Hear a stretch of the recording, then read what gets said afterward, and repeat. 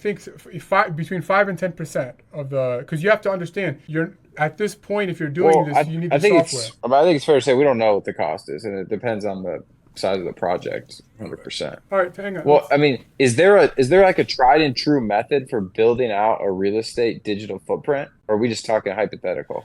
Well, I don't see how it would be difficult, to be honest with you, because all of the blueprints are there, and then the renderings are there, and the materials lists are there, the utility lines are there, right? All of that stuff is within Hey, the hey, drawings from an BetaBot, if architect, I'm building a $10 million civil engineer. real estate project, how much would it cost I to don't. build a digital twin for that building?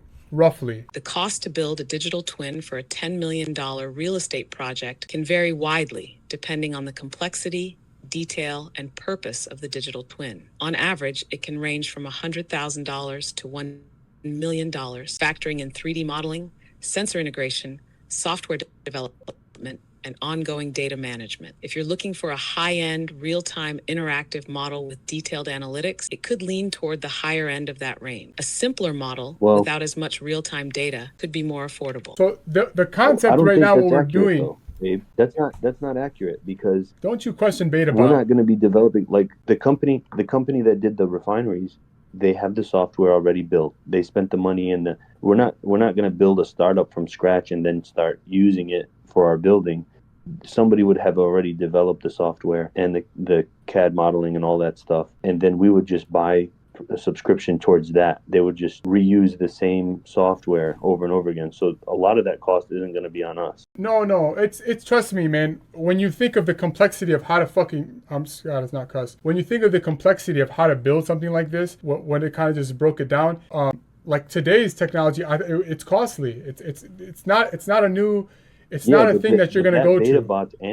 That BetaBot's answer was like, hey, you're going to build the software, you're going to design the 3D modeling and all that stuff. All that stuff's going to be already done. If then it's $100,000 if you do it that way. That's not bad. It's not that bad, but then you're mind you, right now this was a hypothetical that it gave us an answer between 100,000 and in the millions, in the $1 million range for a digital twin. I would take it as either in the middle. We can go the low end and just kind of play games. I trust BetaBot. Doesn't steer me wrong. But anyways, What? The whole concept of this discussion right now is to say that what can we do in the real estate field with the digital twin, whether that's start a software company, whether that's get the sensors and go pitch it to other companies. Say, hey, we have these sensors. We're gonna go put them in your building that'll monitor it. Hey, we want to build a 3D representation so you can do virtual tours that isn't just like the camera what they do currently. It'll actually put the person at the sensors building. are already there. They already built those. We are not inventing. I They didn't use them all invent the the digital twin. I did not invent it for real estate. Everything that we're saying is already there. That's a given. We No, understand it's there. I'm saying, like all of those things are already being sold. Yes, they would sell more of them if people were implementing somebody's software that built a company that builds out digital twins, right? So from a business perspective, you can take many different angles. You could be the software company, right? You start a startup, you sell digital twins to people. You can be a company that sells the sensors currently in place, right? They use them for the water meters already. They use them for electrical. They use them for gas all the time. They're inside the valves. They're already there. You just start using those valves when you do the installation. You probably need more of them, so you sell more of them. Foundation, they already do it, right? They on my building, they're digging underneath the street, and they have these sensors that they attach to the buildings to make sure that there's no Sure. disturbance. They check the Understood, but check the level of the building. is it a They check for digital any twin? Is it shaking. we're talking about getting all this technology and formulating into one, and that's what you'll get with the digital twin. So that's the conversation. Is to try to find ways to implement this, like in the real estate field, like on different businesses. Because right now it's like you're not gonna, if you're building a new building, depending on the level of like developer you are, you're not gonna go and say, hey, I want to build a digital twin like right away. Maybe if you have 500 buildings, maybe it'll cross your mind. It all comes down to value. Even if you're from the software company who builds out digital twins, you got to determine the value you're providing does it add value to the asset? That's the only way you're going to be able to sell it. So it's like I, you got I to think determine the value of the digital footprint. I think from a ready built condominium perspective, if the cost is 1% to do this, I think it's a phenomenal idea. How come more You know people what aren't is doing a it? likely scenario is it'll just get paid at closing, where you pay the lease term or the subscription for the software at transfer of ownership. So you're selling the property as well as you're selling the digital footprint, and the new buyer buys the digital footprint at closing. So Or it's a built-in cost. or an annual subscription. Right, but like you can roll in the annual subscription at the closing table.